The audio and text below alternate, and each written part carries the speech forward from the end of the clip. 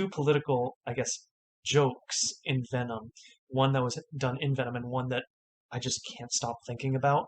Okay, what is it? So let's talk about woke Venom.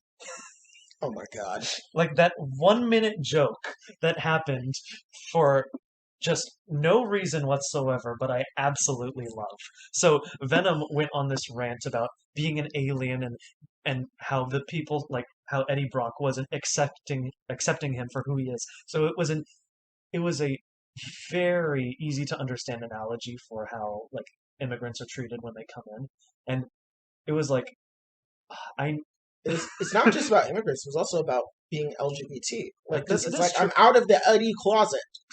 Oh my God, how just everything about that was great, and I Yeah, loved it. Like, I really liked it because one, it's true to Venom as a character because Venom in the comics is he was him and symbiotes at large were treated pretty terribly. Understandable. Venom originally was a criminal, so yeah. But I mean, in Marvel Comics, I mean, mutants, Inhumans, superheroes in general get treated like dog shit by the civilians of Marvel Comics. I mean, God, what was it? Johnny Storm getting jumped at the beginning of at the beginning of Civil War. Then there's Norman Osborn killing the Queen Skrull during Secret Invasion and prompting like a whole bunch of just xenophobia. The consistent and constant discrimination against mutants, or when Norman Osborn declared war on Asgard. Like, dear God, like overall, I liked it, but also I liked it because in the comics, Eddie Brock and Venom have a romantic and sexual relationship. huh, They are involved in each other romantically.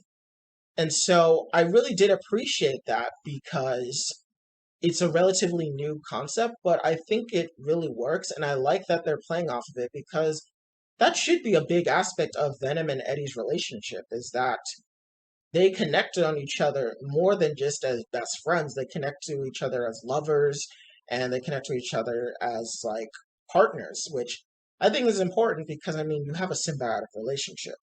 I feel that in the context of a two beings that are of equal sentience, capable of understanding social constructs, that a relationship like that would actually just blossom. yeah. Overall, I love woke Venom, and I want to see more. But to what I really can't stop thinking about Yeah. is the implication that the governor of Texas, just on a whim, just because uh, a well-known serial killer their bodies were found on Rodeo Beach, decides immediately then and there to abolish the restriction on the death penalty. Yep. That was just too funny And because let's be honest here, it was Gavin Newsom.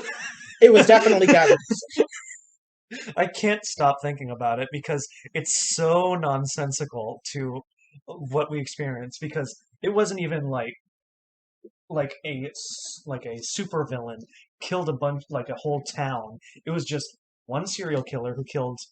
I don't know if it was like said in the movie, but I think they did say it in the movie. like we can assume anywhere from 5 to 10 people. Just because all of his bodies was found in Rodeo Beach, he immediately decides then and there, just for this one serial killer, that from this point forward, the death penalty will continue as normal. It And is so do you know outside of what's like it's so outside of reality, and it's too funny. and do you know what's the worst part about that decision? That's how Carnage is released. If they don't lethally inject Cletus Cassidy, Carnage doesn't come out immediately.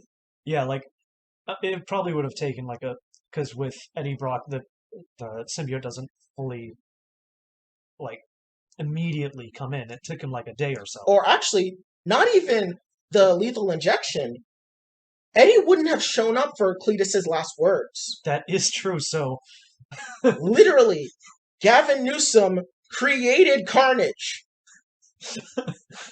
I can't stop thinking about this. Like you saw me freak out when this scene is like because this was like the only like semi-political part of this movie. And Yeah. it was like a blink and you miss it statement, like the news is saying, by the way, the governor of California has abolished the death penalty in the most liberal state in America. All for this one serial killer who decided he was only going to talk to this one reporter who ended up finding out all of his bodies. But outside of that, like, he's literally like, you know what? This guy needs to die.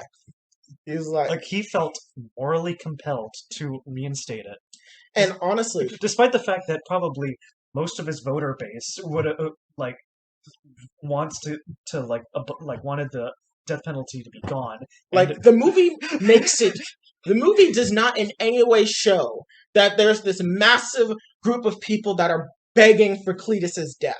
Cletus is just, he's like another, like, uh, he's just another serial killer. yeah, I was trying to think of the name of, the Candyman, but, Yeah, I can't remember his yeah, name. that passes. I can't think of it. Yeah. But real talk, because I want to keep going with this joke. How much do you think this ruins his election chances in that universe?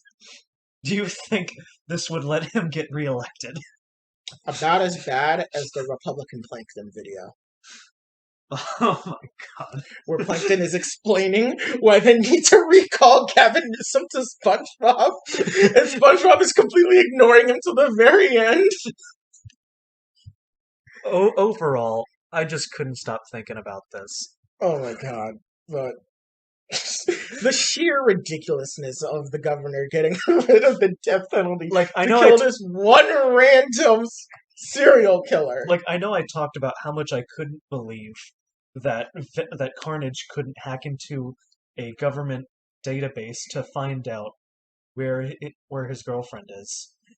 And this took it to a whole nother level, It really did. especially as someone who's politically knowledgeable. Like the fact that this was even uttered in a movie that takes place in California. I'm just It's legitimately just ridiculous. And I burst out laughing, and almost I almost wish that I didn't, just because it was like you have to be extremely knowledgeable on politics to understand why it was so ridiculous. Like I yeah, was afraid like people would think, why is some random dude in the theater laughing that's at someone at, getting the death penalty. at someone getting the death penalty, and I'm just sitting here like this is beyond reality. Yeah. I mean, in a comic book movie where alien symbiotes exist and you can get transported to another universe due to a crazed sorcerer helping a teenage boy, the thing that really loses you is Gavin Newsom getting rid of the death penalty Not for even one random serial killer.